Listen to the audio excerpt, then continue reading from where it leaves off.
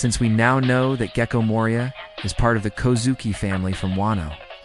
We have all accepted the reasons why he cares so much about his crew, as well as him having access to Ryoma S-Corps.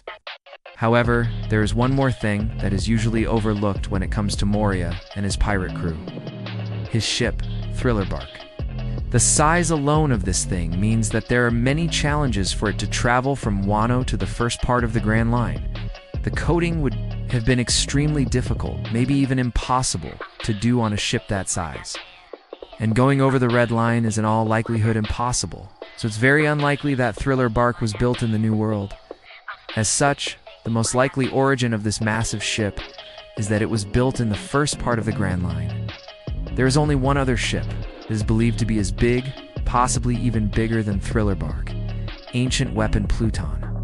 There is no other ship that can rival the size of this one, so who would have the knowledge and expertise for such a massive construction? What if Moria himself, or someone from Water 7, or someone else in his crew, is familiar with the Ancient Weapon Pluton? Maybe Thriller Bark is just a cheap copy of Pluton, almost as big as Pluton itself, but unable to field the same weapons as Pluton. The reason being that the same energy needed to power Uranus is also needed to power Pluton to deploy its full arsenal. Maybe Wano no longer has all the construction methodology and knowledge to replicate Pluton, thus resulting in Thriller Bark. Side note, this would make part of Eni's lobby meaningless.